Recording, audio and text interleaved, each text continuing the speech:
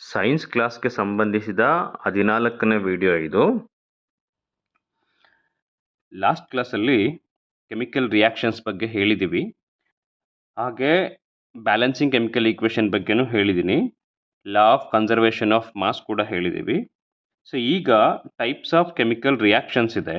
ಹಾಗಾದರೆ 1 by 1 types of chemical reaction ನೋಡ್ತಾ ಹೋಗೋಣ. ಸೊ ಮೋಸ್ಟ್ ಇಂಪಾರ್ಟೆಂಟ್ ಪಾರ್ಟ್ ಇದು, ತುಂಬ ಚೆನ್ನಾಗಿ ನೋಡ್ಕೊಳ್ಳಿ. ಜೊತೆಗೆ ಸಾಧ್ಯ ಆದರೆ ಅದನ್ನು ಪಾಯಿಂಟ್ಸ್ ಕೂಡ ಮಾಡ್ಕೊಳ್ಳಿ. ಫಸ್ಟ್ ಒಂದು ಯಾವುದಿದೆ, ಕಾಂಬಿನೇಷನ್ ರಿಯಾಕ್ಷನ್ ಇದೆ. ಯಾವುದು?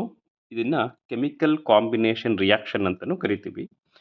ಕಾಂಬಿನೇಷನ್ ರಿಯಾಕ್ಷನ್ ಏನು ಹೇಳುತ್ತೆ ಅಂತ ಹೇಳಿದ್ರೆ, the reaction in which 2 or more reactants combine to form a single product ಅಂತ. ಅಂದರೆ ಏನು? 2 ಅಥವಾ 2ಕ್ಕಿಂತ ಜಾಸ್ತಿ ರಿಯಾಕ್ಟೆಂಟ್ಸ್ಗಳು, ಯಾವುದು ರಿಯಾಕ್ಟೆಂಟ್ಸ್ ಸೇರಿ ಒಂದು ಸಿಂಗಲ್ ಪ್ರಾಡಕ್ಟ್ ಆಗಿ ಫಾರ್ಮೇಷನ್ ಆಗುತ್ತೆ. ಹಾಗಾದರೆ ಅದನ್ನು ನಾವು ಕಾಂಬಿನೇಷನ್ ರಿಯಾಕ್ಷನ್ ಅಂತೀವಿ. ಇದಕ್ಕೆ ಜನರಲ್ ಫಾರ್ಮುಲಾ ಏನಿದೆ ಅಂತ ಹೇಳಿದ್ರೆ, A+B give raise to AB ಅಂತ. ಅಂದರೆ ಕೆಮಿಕಲ್ ರಿಯಾಕ್ಷನ್ನಲ್ಲಿ ಲಾಸ್ಟ್ ಕ್ಲಾಸಲ್ಲಿ ಹೇಳಿದ್ದೀನಿ, ಕೆಮಿಕಲ್ ರಿಯಾಕ್ಷನ್ ಅಥವಾ ಈಕ್ವೇಷನ್ನಲ್ಲಿ ಈ ಕಡೆ ಲೆಫ್ಟ್ ಹ್ಯಾಂಡ್ ಸೈಡ್ ಇರೋದೆಲ್ಲದು ರಿಯಾಕ್ಟೆಂಟ್ಸ್ ಆಗುತ್ತೆ, ಈ ಕಡೆ ರೈಟ್ ಹ್ಯಾಂಡ್ ಸೈಡಲ್ಲಿರೋದು ಪ್ರಾಡಕ್ಟ್ ಆಗುತ್ತೆ. ಅಂದರೆ AB ಎರಡು ಸೇರಿ ಏನಾಗುತ್ತೆ, A+B ಎರಡು ಸೇರಿ AB ಆಗುತ್ತೆ. ಅಂದರೆ ರಿಯಾಕ್ಟೆಂಟ್ಸು ಪ್ರಾಡಕ್ಟ್ ಆಗಿ ಕನ್ವರ್ಟ್ ಆಗುತ್ತೆ ಅಂತೇಳಿ. ಅದಕ್ಕೆ ಒಂದು ಎಕ್ಸಾಂಪಲ್ ಯಾವುದಿದೆ ನೋಡಿ, ಇದು ಪ್ಯೂರ್ ಹೈಸ್ಕೂಲ್ ಟೆಕ್ಸ್ಟ್ ಬುಕ್ಕಲ್ಲಿರೋ ಎಕ್ಸಾಂಪಲ್ಲು, ಹಾಗೆ PUC ಟೆಕ್ಸ್ಟ್ ಬುಕ್ಕಲ್ಲಿರೋ ಎಕ್ಸಾಂಪಲ್ಸ್ನ ತೊಗೊಂಡಿದ್ದೀವಿ. ಮೋಸ್ಟ್ ಇಂಪಾರ್ಟೆಂಟ್ ಎಕ್ಸಾಮಲ್ಲಿ ಎಕ್ಸಾಂಪಲ್ಸೇ ಇಂಪಾರ್ಟೆಂಟ್. ಎಕ್ಸಾಂಪಲ್ಸ್ ಕೊಟ್ಟು ಅದು ಯಾವ ಟೈಪ್ ಆಫ್ ರಿಯಾಕ್ಷನ್ ಅಂತ ಕೇಳ್ತಾರೆ ನೋಡಿ. ಯಾವುದು? ಬರ್ನಿಂಗ್ ಆಫ್ ಕೋಲ್ ಇದೆ. ಬರ್ನಿಂಗ್ ಆಫ್ ಕೋಲ್ ಅಂದರೆ so C+O2 give raise to CO2 ಅಂತೇಳಿ. ಅಂದರೆ ಕಾರ್ಬನ್ನು ಆಕ್ಸಿಜನ್ ಜೊತೆಗೆ ರಿಯಾಕ್ಷನ್ ಆಗಿ ಕಾರ್ಬನ್ ಡೈಆಕ್ಸೈಡ್ ಆಗಿ ಕನ್ವರ್ಟ್ ಆಗುತ್ತೆ ಅಂತೇಳಿ. ಇದು ಯಾವುದು? ಬರ್ನಿಂಗ್ ಆಫ್ ಕೋಲ್. ಈಗ ಕೋಲ್ ಅಂತ ಹೇಳಿದ್ರೆ ಅದನ್ನು ಕಲ್ಲಿದ್ದಲು ಅಂತ ಕರಿತೀವಿ.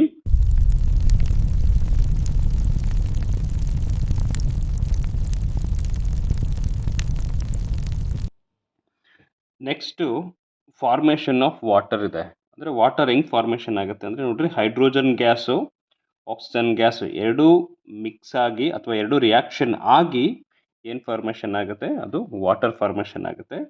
ಇದು ಆಲ್ರೆಡಿ ಬ್ಯಾಲೆನ್ಸ್ ಆಗಿದೆ. ಬ್ಯಾಲೆನ್ಸ್ಡ್ ಕೆಮಿಕಲ್ ಈಕ್ವೇಷನಲ್ಲಿ ಹೇಳಿದ್ದೀನಿ. ಸೊ ಈಗ ಆಲ್ರೆಡಿ ಇದು ಬ್ಯಾಲೆನ್ಸ್ ಆಗಿದೆ ನೋಡಿ, 2H2O ಅಂತೇಳಿ ಕರಿತೀವಿ. Hydrogen react with oxygen to form water H2O ಅಂತೇಳಿ. ಅದಾದಮೇಲೆ ನೆಕ್ಸ್ಟು ಕ್ವಿಕ್ ಲೈಮ್ ಇದೆ. ಕ್ವಿಕ್ ಲೈಮನ್ನ CaO ಅಂತೀವಿ. ಅಂದರೆ calcium oxide react with water to form calcium hydroxide CaOH twice ಅಂತೀವಿ. ಇದನ್ನು ಸ್ಲೇಕ್ಡ್ ಲೈಮ್ ಅಂತಲೂ ಕರಿತೀವಿ. ಇದು ಸ್ಲೇಕ್ಡ್ ಲೈಮು, ಇದು ಕ್ವಿಕ್ ಲೈಮು. ಸೊ ಅದ್ರ ಜೊತೆಗೆ ಏನಾಗುತ್ತೆ, ಹೀಟನ್ನು ರಿಲೀಸ್ ಮಾಡುತ್ತೆ. ಹಾಗಾದರೆ ಹೀಟನ್ನು ರಿಲೀಸ್ ಮಾಡಿದ್ರೆ, ಅಂದರೆ ರಿಯಾಕ್ಷನ್ ಜೊತೆಗೆ ಹೀಟನ್ನು ರಿಲೀಸ್ ಮಾಡಿದ್ರೆ ಅದನ್ನು ನಾವೇನಂತ ಕರಿತೀವಿ, ಎಕ್ಸೋಥರ್ಮಿಕ್ ರಿಯಾಕ್ಷನ್ ಅಂತ ಕರಿತೀವಿ. ಇಲ್ಲಿದೆ ಎಕ್ಸೋಥರ್ಮಿಕ್ ರಿಯಾಕ್ಷನ್. ಏನಾಗಬೇಕು ನೋಡಿ, ಇಲ್ಲಿ ಕಾಂಬಿನೇಷನ್ ರಿಯಾಕ್ಷನಲ್ಲೇ ಯಾವ್ದು ಬರುತ್ತೆ, ಎಕ್ಸೋಥರ್ಮಿಕ್ ರಿಯಾಕ್ಷನ್ ಬರುತ್ತೆ. ಅಂದರೆ ಏನು, ಯಾವಾಗ ಕ್ವಿಕ್ ಲೈಮು ಅಂದರೆ CaO ವಾಟರ್ ಜೊತೆಗೆ ರಿಯಾಕ್ಷನ್ ಆಗುತ್ತಲ್ಲ, ಆಗ ಕ್ಯಾಲ್ಶಿಯಂ ಹೈಡ್ರಾಕ್ಸೈಡ್ ಫಾರ್ಮೇಷನ್ ಆಗುತ್ತೆ. ಅಂದರೆ ಅದನ್ನ ಸ್ಲೇಕ್ಡ್ ಲೈಮ್ ಅಂತ ಕರಿತೀವಿ. ಜೊತೆಗೆ ಏನು ರಿಲೀಸ್ ಮಾಡುತ್ತೆ, ಹೀಟನ್ನು ರಿಲೀಸ್ ಮಾಡುತ್ತೆ. ಹಿಂಗೆ ರಿಯಾಕ್ಷನ್ ಜೊತೆಗೆ ಹೀಟನ್ನು ರಿಲೀಸ್ ಮಾಡಿದ್ರೆ ಅದನ್ನು ಎಕ್ಸೋಥರ್ಮಿಕ್ ರಿಯಾಕ್ಷನ್ ಅಂತ ಕರಿತೀವಿ. ಎಕ್ಸೋಥರ್ಮಿಕ್ ರಿಯಾಕ್ಷನ್ ಅಂದರೆ ಏನು ನೋಡಿ, reaction in which heat is released along with formation of product. ಅಂದರೆ ಪ್ರಾಡಕ್ಟ್ ಜೊತೆಗೆ ಏನು ರಿಲೀಸ್ ಆಗುತ್ತೆ, ಹೀಟನ್ನು ರಿಲೀಸ್ ಮಾಡುತ್ತೆ ನೋಡಿ. ಈಗ ಬರ್ನಿಂಗ್ ಆಫ್ ನ್ಯಾಚುರಲ್ ಗ್ಯಾಸ್ ಇದೆ. ನ್ಯಾಚುರಲ್ ಗ್ಯಾಸ್ ಅಂದರೆ ಅದು ಮೀಥೇನ್, ನೆನ್ಪಿಟ್ಕೋಬೇಕು. ಇದು ತುಂಬ ಬೇಸಿಕ್ ಕ್ವಶನ್ಸ್ ಇವೆಲ್ಲ. ನ್ಯಾಚುರಲ್ ಗ್ಯಾಸ್ ಯಾವುದು ಅಂತ ಹೇಳಿದ್ರೆ ಅದು ಮೀಥೇನ್, ಅದು CH4 ಅಂತ ಕರಿತೀವಿ. ಈ ಮೀಥೇನನ್ನು ನಾವು ಪ್ರೆಸೆನ್ಸ್ ಆಫ್ ಆಕ್ಸಿಜನಲ್ಲಿ ಬರ್ನ್ ಮಾಡಿದಾಗ ಏನಾಗುತ್ತೆ, ನಮಗೆ ಕಾರ್ಬನ್ ಡೈಆಕ್ಸೈಡ್ ರಿಲೀಸ್ ಆಗುತ್ತೆ, ವಾಟರ್ ಮಾಲಿಕ್ಯೂಲ್ ರಿಲೀಸ್ ಆಗುತ್ತೆ, ಜೊತೆಗೆ ಹೀಟು ರಿಲೀಸ್ ಆಗುತ್ತೆ. ಇದು ಅಂದರೆ ನ್ಯಾಚುರಲ್ ಗ್ಯಾಸ್ನ ಬರ್ನಿಂಗ್ ಮಾಡಿದಾಗ ಏನಾಗುತ್ತೆ, ಹೀಟ್ ರಿಲೀಸ್ ಆಗುತ್ತೆ. ಇದನ್ನು ನಾವೇನಂತ ಕರಿತೀವಿ, ಎಕ್ಸೋಥರ್ಮಿಕ್ ರಿಯಾಕ್ಷನ್ ಅಂತಲೂ ಕರಿತೀವಿ. ಎಕ್ಸೋಥರ್ಮಿಕ್ ರಿಯಾಕ್ಷನ್ಗೆ ಎಕ್ಸಾಂಪಲ್ ಇದು burning of natural gas. Okay, ನೆನ್ಪಿಟ್ಕೋಬೇಕು ಚೆನ್ನಾಗಿ. ಅದ್ರ ಜೊತೆಗೆ ಯಾವುದು, ಎಕ್ಸೋಥರ್ಮಿಕ್ ರಿಯಾಕ್ಷನ್ನಿಗೆ ಯಾವುದು, ರೆಸ್ಪಿರೇಷನ್ ಒಂದಿದೆ. ರೆಸ್ಪಿರೇಷನ್ನು ಅಷ್ಟೇ ನೋಡಿ, ಎನರ್ಜಿ ರಿಲೀಸ್ ಆಗುತ್ತೆ. ಎನರ್ಜಿ ನಥಿಂಗ್ ಬಟ್ ಹೀಟ್ ಅಂತೇಳಿ. ಹೀಟ್ ರಿಲೀಸ್ ಆಗುತ್ತೆ. ನಾವು ಲಾಂಗ್ ಬ್ರೀತ್ ಮಾಡಿದಾಗ ನೋಡಿ ಒಂದ್ಸಲ ತುಂಬ ಬಿಸಿ ಏರ್ ರೆಸ್ಪಿರೇಷನ್ ಅಂದರೆ ಬ್ರೀತಿಂಗಲ್ಲಿ ಹೊರಗಡೆಗೆ ಬರುತ್ತೆ.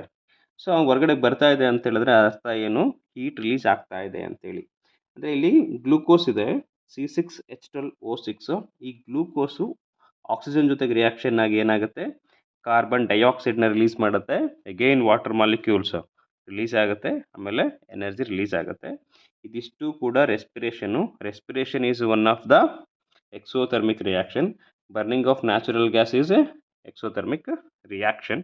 ಈ ರಿಯಾಕ್ಷನ್ಗಳನ್ನ ಕೊಟ್ಬಿಟ್ಟು ಇದು ಯಾವ ಟೈಪ್ ಆಫ್ ರಿಯಾಕ್ಷನ್ ಅಂತ ಕೇಳ್ತಾರೆ, ಅದು ಗೊತ್ತಿರಲಿ.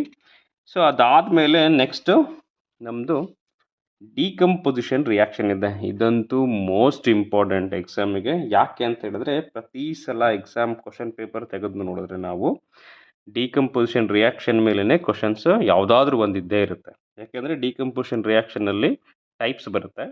ಸೊ ಆ ಟೈಪ್ಸಲ್ಲೇ ಯಾವುದಾದ್ರೂ ಒಂದು ಕ್ವಶನ್ ಕೇಳ್ತಾರೆ, ಟೈಪ್ಸ್ ಮೇಲೆ ಅಪ್ಲಿಕೇಶನ್ಸು ಕೇಳ್ತಾರೆ.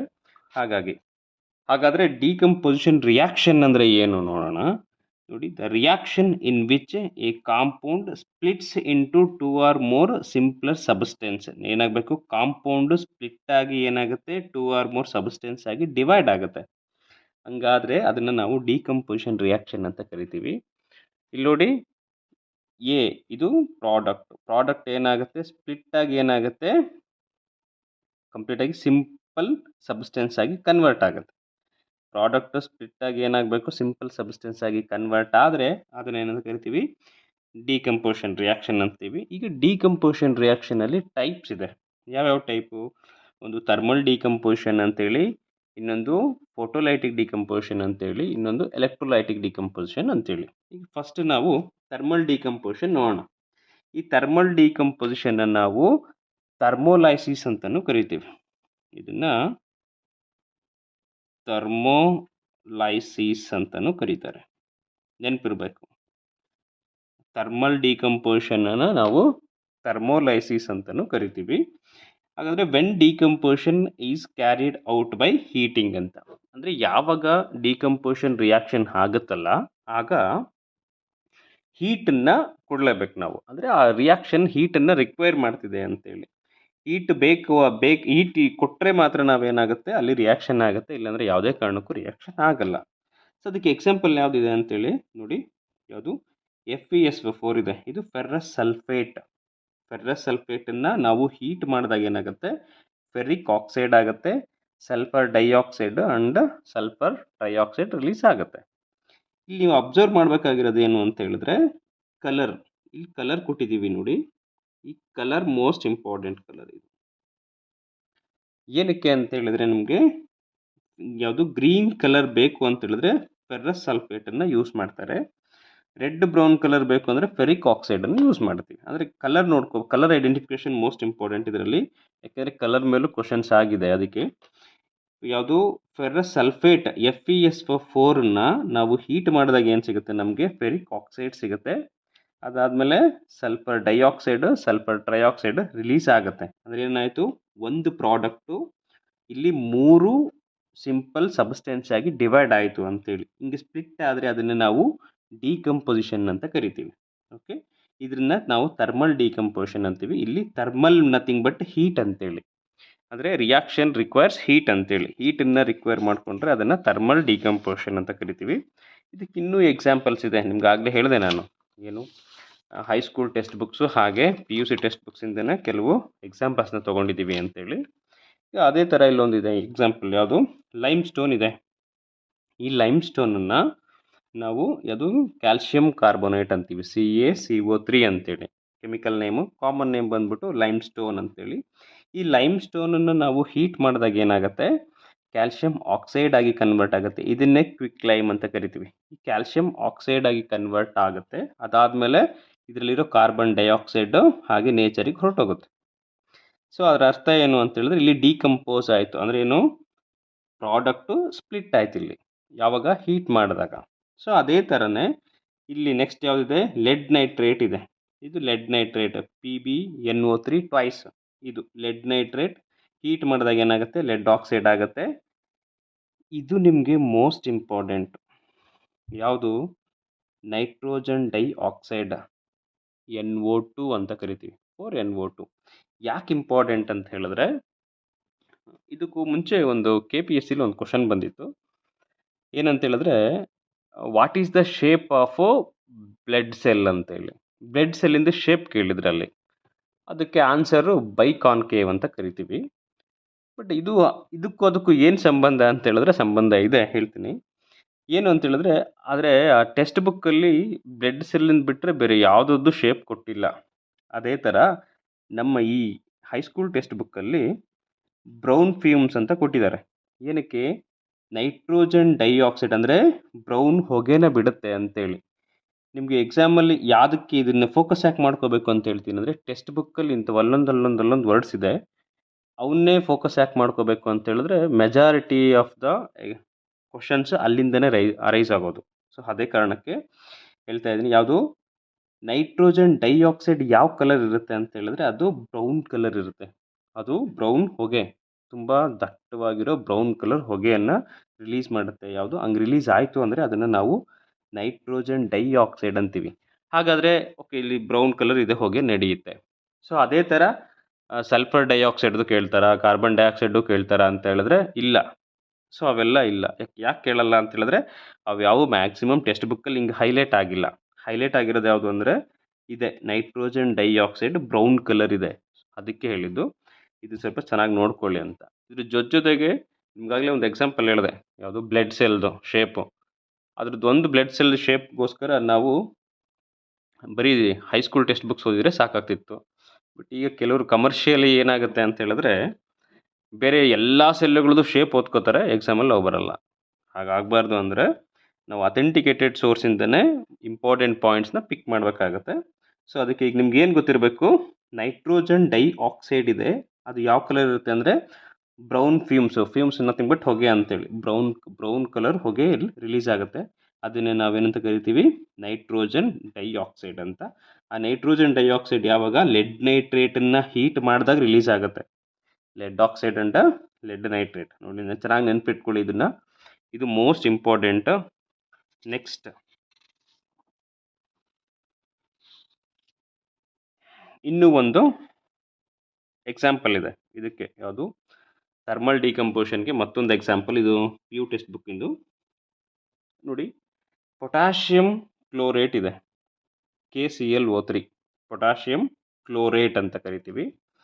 ಇದನ್ನು ಹೀಟ್ ಮಾಡ್ತೀವಿ. ಹೀಟ್ ಮಾಡಿದಾಗ ಏನಾಗುತ್ತೆ? ಪೊಟ್ಯಾಷಿಯಂ ಕ್ಲೋರೈಡ್ ಫಾರ್ಮೇಷನ್ ಆಗುತ್ತೆ, ಆಕ್ಸಿಜನ್ ರಿಲೀಸ್ ಆಗುತ್ತೆ. ಹಾಗಾದರೆ ಇಲ್ಲಿ ನೀವು ಚೆನ್ನಾಗಿ ಇದರಲ್ಲಿ ಗಮನಿಸಬೇಕಾಗಿರೋದು ಯಾವುದು ಅಂತ ಹೇಳಿದ್ರೆ, ಇಲ್ಲಿ ಮ್ಯಾಂಗನೀಸ್ ಡೈಆಕ್ಸೈಡ್ ಇದೆ, MnO2. ಇದನ್ನು ಕೆಟಲಿಸ್ಟ್ ಅಂತ ಕರಿತೀವಿ. ಓಕೆ, ಈ ರಿಯಾಕ್ಷನಲ್ಲಿ ನೀವು ಫೋಕಸ್ ಮಾಡಬೇಕಾಗಿರೋದು ಮ್ಯಾಂಗನೀಸ್ ಡೈಆಕ್ಸೈಡ್, ಇದು MnO2. ಇದನ್ನಷ್ಟೇ ಫೋಕಸ್ ಮಾಡ್ಕೊಳ್ಳಿ. ಯಾಕೆಂದರೆ ಪೊಟ್ಯಾಷಿಯಂ ಕ್ಲೋರೇಟು ಮತ್ತು ಪೊಟ್ಯಾಷಿಯಂ ಕ್ಲೋರೈಡ್ ಆಗಿ ಕನ್ವರ್ಟ್ ಆಗಬೇಕಂದ್ರೆ ಇದಕ್ಕೆ ಒಂದು ಕೆಟಲಿಸ್ಟ್ ಆ್ಯಡ್ ಮಾಡ್ತೀವಿ. ಆ ಕೆಟಲಿಸ್ಟ್ ಯಾವುದು ಅಂತ ಹೇಳಿದ್ರೆ ಮ್ಯಾಂಗನೀಸ್ ಡೈಆಕ್ಸೈಡ್ ಅಂತೀವಿ. ಹಾಗಾದರೆ ಕೆಟಲಿಸ್ಟ್ ಅಂದರೆ ಏನು? ಕೆಟಲಿಸ್ಟ್ ಬಗ್ಗೆ ಏನು ಕೇಳ್ಬೋದು ಅಂತ ಹೇಳಿದ್ರೆ, ಹೈಸ್ಕೂಲ್ ಟೆಕ್ಸ್ಟ್ ಬುಕ್ಕು ಹಾಗೆ PUC ಟೆಕ್ಸ್ಟ್ ಬುಕ್ಕಲ್ಲಿ ಇರುವಂಥ ಏಕೈಕ ಕೆಟಲಿಸ್ಟ್ ಮೇಲಿರೋ ರಿಯಾಕ್ಷನ್ ಅಂದರೆ ಇದು ಒಂದೇ. ಅದರಲ್ಲಿ ಕೇಳಿರೋದು ಯಾವುದು? Manganese dioxide. ಈ ಕೆಟಲಿಸ್ಟ್ ಚೆನ್ನಾಗಿ ನೆನ್ಪಿಟ್ಕೊಳ್ಳಿ, ಈ ರಿಯಾಕ್ಷನ್ ಚೆನ್ನಾಗಿ ನೆನ್ಪಿಟ್ಕೊಳ್ಳಿ. ಈಗ ಕೆಟಲಿಸ್ಟ್ ಅಂದರೆ, A catalyst is A substance which increases the rate of reaction without it self undergoing any permanent chemical change ಅಂತ.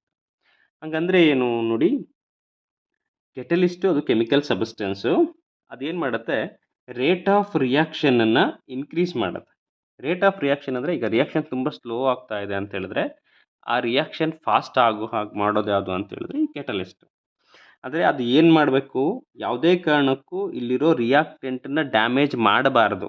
ಡ್ಯಾಮೇಜ್ ಮಾಡಿದ್ರೆ ಏನಾಗುತ್ತೆ? ರಿಯಾಕ್ಷನ್ ಚೇಂಜ್ ಆಗಿಬಿಡುತ್ತೆ. ಡ್ಯಾಮೇಜ್ ಮಾಡದೆ ಏನಾಗುತ್ತೆ? ಅದು ರಿಯಾಕ್ಷನ್ನ ತುಂಬ ಫಾಸ್ಟಾಗಿ ಮಾಡುತ್ತೆ. ಸೊ ಅದಕ್ಕೆ ಏನಂತೀವಿ? ಇದನ್ನು ಕೆಟಲಿಸ್ಟ್ ಅಂತ ಕರಿತೀವಿ. ಸೊ ಇದನ್ನು ಕೆಟಲಿಸ್ಟಿಗೆ ಮೋಸ್ಟ್ ಇಂಪಾರ್ಟೆಂಟ್ ಒಂದು ಥಿಯರಿ ಇದೆ. ಈ ಥಿಯರಿ PU ಟೆಕ್ಸ್ಟ್ ಬುಕ್ಕಲ್ಲಿರೋ ಥಿಯರಿ. ಇದನ್ನು ಚೆನ್ನಾಗಿ ಸ್ವಲ್ಪ ನೆನ್ಪಿಟ್ಕೊಳ್ಳಿ. ಹಾಗಾದರೆ ಥಿಯರಿ ಯಾವುದು ಅಂತ ಹೇಳಿದ್ರೆ ಇಲ್ಲಿದೆ ನೋಡಿ. The action of catalyst can be explained by intermediate complex theory.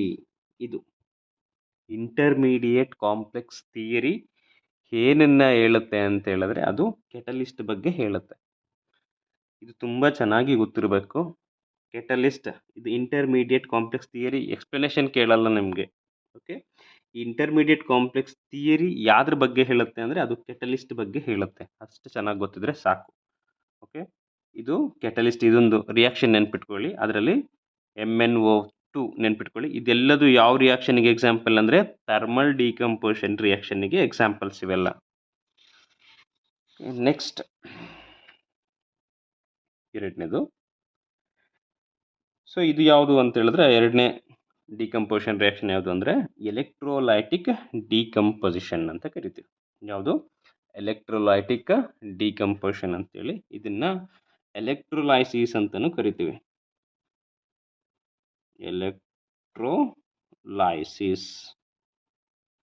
Electrolysis ಅಂತಲೂ ಕರಿತೀವಿ. ನೆನಪಿರಲಿ, when decomposition is carried out by passing electricity.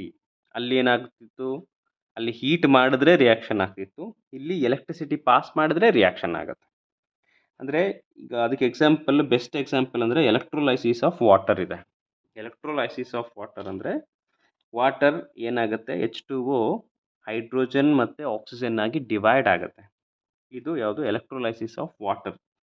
ತುಂಬ ಚೆನ್ನಾಗಿ ಗೊತ್ತಿರಲಿ ಈ ರಿಯಾಕ್ಷನ್ ಹಿಂಗೆ ಕೇಳಲ್ಲ. ಈ ರಿಯಾಕ್ಷನ್ ಮೇಲೆ ಕ್ವಶನ್ ಹೆಂಗೆ ಕೇಳ್ತಾರೆ ಅಂತ ಹೇಳಿದ್ರೆ, ಒಂದು ಎಲೆಕ್ಟ್ರೋಲೈಟಿಕ್ ಪ್ರೋಸೆಸ್ಸು ಡಯಾಗ್ರಾಮ್ ಇದೆ, ಅದು ಪ್ರೋಸೆಸ್ಸಿಂದು ಡಯಾಗ್ರಾಮ್ ಇದೆ. ಆ ಡಯಾಗ್ರಾಮ್ ಬೇಸ್ ಮೇಲೆ ಎಕ್ಸಾಮಲ್ಲಿ ಕ್ವಶನ್ ಬರೋ ಸಾಧ್ಯತೆಗಳಿರುತ್ತೆ. ಆ ಡಯಾಗ್ರಾಮ್ನ ಎಕ್ಸ್ಪ್ಲೇನ್ ಮಾಡ್ತೀನಿ. ಇದು ಎಲೆಕ್ಟ್ರೋಲೈಸಿಸ್ ಆಫ್ ವಾಟರ್ಗೆ ಕೊಟ್ಟಿರುವಂಥ ಆಕ್ಟಿವಿಟಿ ಅಥವಾ ಇದನ್ನು ಪ್ರೋಸೆಸ್ ಅಂತೀವಿ. ಎಲೆಕ್ಟ್ರೋಲೈಸಿಸ್ ಪ್ರೋಸೆಸ್ ಇದು. ನೋಡಿ, ಇದು ಡಯಾಗ್ರಾಮ್ ಯಾವುದು ಕೊಟ್ಟಿದ್ದಾರೆ, ಇದು 6 ವೋಲ್ಟ್ ಬ್ಯಾಟ್ರಿ ಇದೆ, ಆ್ಯನೋಡ್ ಇದೆ, ಗ್ರಾಫೈಟ್ ರಾಡ್ ಇದೆ, ಇಲ್ಲಿ ಆಕ್ಸಿಜನ್ ಇದೆ, ಇಲ್ಲಿ ಹೈಡ್ರೋಜನ್ ಇದೆ. ಇದು ತುಂಬ ಚೆನ್ನಾಗಿ ನೆನಪಿರಲಿ. ಇದು ಹೈಸ್ಕೂಲ್ ಟೆಕ್ಸ್ಟ್ ಬುಕ್ ಇದು. ಇಲ್ಲಿ ನೀವು ಏನು ನೆನ್ಪಿಟ್ಕೋಬೇಕು ಅಂತ ಹೇಳಿದ್ರೆ, ಇಂಪಾರ್ಟೆಂಟ್ ಆಗಿ ಕ್ಯಾಥೋಡ್ ಸೈಡ್ ಏನು ರಿಲೀಸ್ ಆಗುತ್ತೆ, ಹೈಡ್ರೋಜನ್ ರಿಲೀಸ್ ಆಗುತ್ತೆ. ಆ್ಯನೋಡ್ ಸೈಡ್ ಏನು ರಿಲೀಸ್ ಆಗುತ್ತೆ, ಆಕ್ಸಿಜನ್ ರಿಲೀಸ್ ಆಗುತ್ತೆ. ಇವೆರಡನ್ನ ನೀವು ತುಂಬ ಚೆನ್ನಾಗಿ ನೆನ್ಪಿಟ್ಕೋಬೇಕು. ಎಲೆಕ್ಟ್ರೋಲೈಸಿಸ್ ಆಫ್ ವಾಟರ್ ಎಕ್ಸ್ಪೆರಿಮೆಂಟ್ ಅಥವಾ ಎಲೆಕ್ಟ್ರೋಲೈಸಿಸ್ ಆಫ್ ವಾಟರ್ ಪ್ರೋಸೆಸ್ಸಲ್ಲಿ ಕ್ಯಾಥೋಡ್ ಸೈಡಲ್ಲಿ ಹೈಡ್ರೋಜನ್ ಗ್ಯಾಸ್ ರಿಲೀಸ್ ಆಗುತ್ತೆ, ಆ್ಯನೋಡ್ ಸೈಡಲ್ಲಿ ಆಕ್ಸಿಜನ್ ಗ್ಯಾಸ್ ರಿಲೀಸ್ ಆಗುತ್ತೆ ಅಂತೇಳಿ ಗೊತ್ತಾಗಬೇಕು. ಇದು ನೆನಪಿದ್ರೆ ಮಾತ್ರ ಇದ್ರ ಮೇಲೆ ಕ್ವಶನ್ ಅಪ್ಲಿಕೇಶನ್ ಕೇಳ್ತಾರೆ. In electrolysis process where does the oxygen is released ಅಂತ ಕ್ವಶನ್ ಕೊಟ್ಟು ಆಪ್ಷನ್ ಕೊಟ್ಟಿರ್ತಾರೆ. Cathode side, anode side, both either cathode or anode ಅಂತೇಳಿ ಹಿಂಗೆಲ್ಲ ಆಪ್ಷನ್ಸ್ ಇರುತ್ತೆ. ಸೊ ಹಾಗಾಗಿ ನೀವೇನು ನೆನ್ಪಿಟ್ಕೋಬೇಕು, cathode side hydrogen, anode side oxygen ಅನ್ನೋದನ್ನು ನೆನ್ಪಿಟ್ಕೋಬೇಕು. ಇಷ್ಟು ನೆನ್ಪಿಟ್ಕೊಂಡ್ರೆ ಈ ಡಯಾಗ್ರಾಮಲ್ಲಿ ಅವೆರಡೇ ಇಂಪಾರ್ಟೆಂಟ್ ಆಗುತ್ತೆ. ಚೆನ್ನಾಗಿ ನೆನಪಿರಲಿ. ಎಲೆಕ್ಟ್ರೋಲೈಸಿಸ್ ಆಫ್ ವಾಟರಲ್ಲಿ ಕ್ಯಾಥೋಡು ಹೈಡ್ರೋಜನ್ನು, ಆ್ಯನೋಡು ಆಕ್ಸಿಜನ್ ಅಂತ. ನೆಕ್ಸ್ಟ್ ಮೋಲ್ಟೆನ್ ಸೋಡಿಯಂ ಕ್ಲೋರೈಡ್ ಇದೆ. ಇದು PU textbook. Molten sodium chloride ಅಂತ ಕೇಳಿದ್ರೆ ನೋಡಿ, ಮೋಲ್ಟೆನ್ ಅಂದರೆ ಸೋಡಿಯಂ ಕ್ಲೋರೈಡ್ ಇದೆ, ಅಂದರೆ ಲಿಕ್ವಿಡ್ ಸ್ಟೇಟಲ್ಲಿರೋ ಸೋಡಿಯಂ ಕ್ಲೋರೈಡು ಏನಾಗುತ್ತೆ, ಅದಕ್ಕೆ ಎಲೆಕ್ಟ್ರಿಸಿಟಿನ ಪಾಸ್ ಮಾಡಿದಾಗ ಸೋಡಿಯಮ್ಮೇ ಸಪ್ರೇಟ್ ಆಗುತ್ತೆ, ಕ್ಲೋರಿನ್ನೇ ಸಪ್ರೇಟ್ ಆಗುತ್ತೆ. ಇದು ಚೆನ್ನಾಗಿ ಗೊತ್ತಿರಲಿ. ಯಾವುದು? ಮೋಲ್ಟೆನ್ ಸೋಡಿಯಂ ಕ್ಲೋರೈಡ್ ಯಾವುದಕ್ಕೆ ಎಕ್ಸಾಂಪಲ್ ಅಂತ ಹೇಳಿದ್ರೆ ಡಿಕಂಪೋಸಿಷನ್ ರಿಯಾಕ್ಷನ್. ಅದರಲ್ಲೂ ಸ್ಪೆಷಲಿ ಯಾವುದು ಅಂತ ಹೇಳಿದ್ರೆ ಎಲೆಕ್ಟ್ರೋಲೈಟಿಕ್ ಡಿಕಂಪೋಷನ್ಗೆ ಮೋಸ್ಟ್ ಇಂಪಾರ್ಟೆಂಟ್ ಎಕ್ಸಾಂಪಲ್ಸ್ ಇವೆರಡು. ಚೆನ್ನಾಗಿ ನೆನಪಿರಲಿ. ನೆಕ್ಸ್ಟ್, ಸೊ ಇದರಲ್ಲಿ ಎಲ್ಲದೂ ಇಂಪಾರ್ಟೆಂಟ್ ಇದೆ, ಯಾವುದೂ ಕೂಡ ನೆಗ್ಲೆಕ್ಟ್ ಮಾಡಬೇಡಿ. ಯಾವುದು? Next photolytic decomposition. ಅಂತೇಳಿ. ಫೋಟೋಲೈಟಿಕ್ ಡಿಕಂಪೋಸಿಷನ್ ನಾವು ಫೋಟೋಲೈಸಿಸ್ ಅಂತಲೂ ಕರಿತೀವಿ.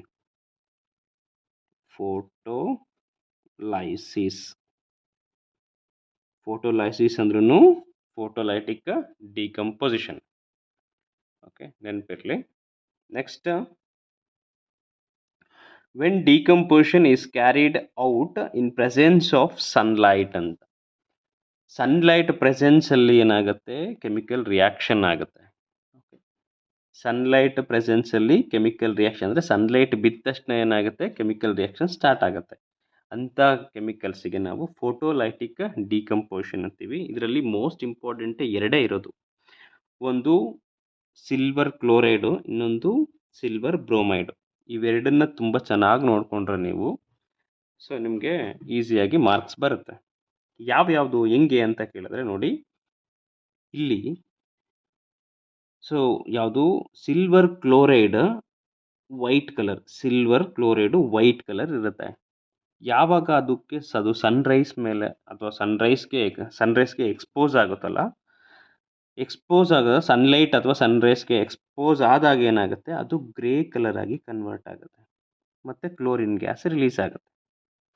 ಕ್ಲೋರಿನ್ ಗ್ಯಾಸು ಕಲರ್ಲೆಸ್ ಗ್ಯಾಸು ಕಣ್ಣಿಗೆ ಕಾಣಿಸಲ್ಲ, ರಿಲೀಸ್ ಆಗುತ್ತೆ. ಬಟ್ ನಮಗೇನು ಗೊತ್ತಿರಬೇಕು, ಗ್ರೇ ಕಲರ್ ಆಗಿ ಕನ್ವರ್ಟ್ ಆಗಿಬಿಡುತ್ತೆ. ಗ್ರೇ ಕಲರ್ ಆಗಿ ಕನ್ವರ್ಟ್ ಆಯಿತು ಅಂದರೆ ಏನಂತ, ಅದು ಫೋಟೋಲೈಟಿಕ್ ಡಿಕಂಪೋಷನ್ ಅಂತ. ಇಲ್ಲಿ ನೋಡಿ silver, okay, white silver chloride turns grey in sunlight. Okay, ಅದೇ ಥರ ನೋಡಿ ಸಿಲ್ವರ್ ಬ್ರೋಮೈಡ್ ಇದೆ. ಸಿಲ್ವರ್ ಬ್ರೋಮೈಡು ಯಾವಾಗ ಸನ್ಲೈಟ್ ಬೀಳುತ್ತಲ್ಲ ಆಗ ಸಿಲ್ವರು ಮತ್ತು ಬ್ರೋಮಿನ್ ಆಗಿ ಸಪ್ರೇಟ್ ಆಗುತ್ತೆ.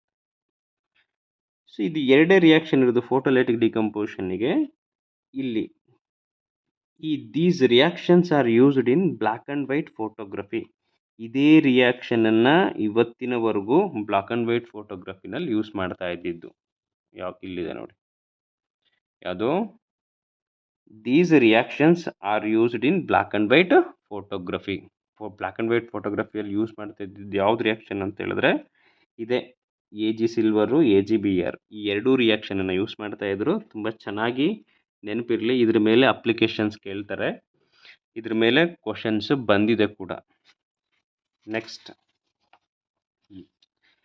ಈಗ ಆಗಲೇ ನಾವು ಎಕ್ಸೋಥರ್ಮಿಕ್ ರಿಯಾಕ್ಷನ್ ನೋಡಿದ್ವಿ, ಈಗ ನಾವು ಎಂಡೋಥರ್ಮಿಕ್ ರಿಯಾಕ್ಷನ್ ನೋಡ್ತಾ ಇದ್ವಿ. ಎಂಡೋಥರ್ಮಿಕ್ ರಿಯಾಕ್ಷನ್ ಅಂದರೆ ಏನು? The reactions which require energy in the form of heat, light, electricity to break reactions are called endothermic reactions. Decomposition ರಿಯಾಕ್ಷನ್ನಲ್ಲಿ ಬರೋ ಅಂಥ ಎಲ್ಲ ರಿಯಾಕ್ಷನ್ಸು ಕೂಡ ಎಂಡೋಥರ್ಮಿಕ್ ರಿಯಾಕ್ಷನ್ಸಿಗೆ ಎಕ್ಸಾಂಪಲ್. ಯಾಕೆ ಅಂತ ಹೇಳಿದ್ರೆ ಡಿಕಂಪೋಸಿಷನಲ್ಲಿ ಏನು ಸ್ಪ್ಲಿಟ್ ಆಗಬೇಕಲ್ಲ ಪ್ರಾಡಕ್ಟು, ಆವಾಗ ಹೀಟ್ ಎನರ್ಜಿ ಬೇಕಿತ್ತು, ಲೈಟ್ ಎನರ್ಜಿ ಬೇಕಿತ್ತು, ಎಲೆಕ್ಟ್ರಿಸಿಟಿ ಬೇಕಿತ್ತು. ಅಂದರೆ ಫೋಟೋಲೈಟಿಕ್ ಡಿಕಂಪೋಸಿಷನ್ನು, ಎಲೆಕ್ಟ್ರೋಲೈಟಿಕ್ ಡಿಕಂಪೋಸಿಷನ್ನು, ಅದಾದಮೇಲೆ ಥರ್ಮಲ್ ಡಿಕಂಪೋಸಿಷನ್ ಅಂತೇಳಿ. ಸೊ ಅವೆಲ್ಲವೂ ಕೂಡ ಯಾವುದಕ್ಕೆ ಎಕ್ಸಾಂಪಲ್ಲು? ಎಂಡೋಥರ್ಮಿಕ್ಕಿಗೆ ಎಕ್ಸಾಂಪಲ್ ಆಗಿರುತ್ತೆ. ಸೊ ನೆಕ್ಸ್ಟ್, ಇದು ಕೂಡ ಥರ್ಮೈಟ್ ರಿಯಾಕ್ಷನ್ ನೋಡ್ಕೊಳ್ಳಿ. ಇದನ್ನು ಒಂದು 2-3 ಸಲ ಎಕ್ಸಾಮಲ್ಲಿ ರಿಪೀಟ್ ಆಗಿರೋ ಕ್ವಶನ್ ಇದು. ಥರ್ಮೈಟ್ ರಿಯಾಕ್ಷನ್ ಅಂತ ಹೇಳಿದ್ರೆ ನೋಡಿ, reaction of iron oxide with aluminium used to join railway tracks and cracked machine. So ನೋಡಿ, ಇದು ರೈಲ್ವೆ ಟ್ರ್ಯಾಕನ್ನು ನಾವು ಒಂದಕ್ಕೊಂದು ಜಾಯಿನ್ ಮಾಡಬೇಕು ಅಂದರೆ ಅಲ್ಲಿ ಯೂಸ್ ಮಾಡುವಂಥ ರಿಯಾಕ್ಷನ್ ಯಾವುದು ಅಂತ ಹೇಳಿದ್ರೆ ಅದು ಥರ್ಮೈಟ್ ರಿಯಾಕ್ಷನ್ನು. ಅಲ್ಲಿ ಯೂಸ್ ಮಾಡುವಂಥ ಕೆಮಿಕಲ್ ಯಾವುದು ಅಂತ ಹೇಳಿದ್ರೆ ಒಂದು ಐರನ್ ಆಕ್ಸೈಡು, ಇನ್ನೊಂದು ಅಲ್ಯೂಮಿನಿಯಂ. ಐರನ್ ಆಕ್ಸೈಡನ್ನು ಅಲ್ಯೂಮಿನಿಯಂ ಜೊತೆಗೆ ಏನು ಮಾಡ್ತಾರೆ, ಹೀಟ್ ಮಾಡಿದಾಗ ಏನಾಗುತ್ತೆ, ರಿಯಾಕ್ಷನ್ ಆದಾಗ ಏನಾಗುತ್ತೆ, ಕಂಪ್ಲೀಟಾಗಿ ಐರನ್ನು ಮತ್ತು ಅಲ್ಯೂಮಿನಿಯಂ ಆಕ್ಸೈಡ್ ಆಗಿ ಕನ್ವರ್ಟ್ ಆಗುತ್ತೆ. ಜೊತೆಗೆ ಏನಾಗುತ್ತೆ, ಮ್ಯಾಕ್ಸಿಮಮ್ ಹೀಟ್ ರಿಲೀಸ್ ಆಗುತ್ತೆ. Aluminium displace iron from iron oxide, generating intense heat ಅಂತೇಳಿ. ಅಂದರೆ ಇಂಟೆನ್ಸ್ ಹೀಟ್ ಅಂದರೆ ಮ್ಯಾಕ್ಸಿಮಮ್ ಹೀಟ್ ಎನರ್ಜಿ ರಿಲೀಸ್ ಆಗುತ್ತೆ. ತುಂಬ ಚೆನ್ನಾಗಿ ಗೊತ್ತಿರಬೇಕು. ಇದಿಷ್ಟು ಕೂಡ ಯಾವುದು ಟೈಪ್ಸ್ ಆಫ್ ಕೆಮಿಕಲ್ ರಿಯಾಕ್ಷನ್ಸ್. ಇನ್ನೂ 2 ಟೈಪ್ ಇದೆ, ಅದನ್ನು ನಾನು ನೆಕ್ಸ್ಟ್ ಕ್ಲಾಸಲ್ಲಿ ಹೇಳ್ತೀನಿ. ಸೊ ಇಲ್ಲಿಗೆ ಈ ಕ್ಲಾಸನ್ನು ಮುಗಿಸ್ತಾ ಇದ್ದೀನಿ. ನಿಮ್ಗೆ ಈ ವಿಡಿಯೋ ಇಷ್ಟ ಆಗಿದರೆ ಶೇರ್ ಮಾಡಿ, ಲೈಕ್ ಮಾಡಿ, ಸಬ್ಸ್ಕ್ರೈಬ್ ಮಾಡಿ. ಸೊ ಮುಂದೆ ಏನಾದರೂ ನಿಮಗೆ ಇದರಲ್ಲಿ ಡೌಟ್ಸ್ ಅಂತ ಬಂದರೆ ನನಗೆ ಕಾಮೆಂಟ್ ಸೆಕ್ಷನಲ್ಲಿ ತಿಳಿಸಿ. ಸೊ ನೆಕ್ಸ್ಟ್ ವಿಡಿಯೋದಲ್ಲಿ ನಾನು ಇನ್ನೂ 2 ಕೆಮಿಕಲ್ ರಿಯಾಕ್ಷನ್ಸ್ ಇದೆ, ಅದನ್ನು ಎಕ್ಸ್ಪ್ಲೈನ್ ಮಾಡ್ತೀನಿ. ಸೊ ಎಲ್ಲರಿಗೂ ಒಳ್ಳೆಯದಾಗಲಿ. Thank you. ಜೈ ಹಿಂದ್.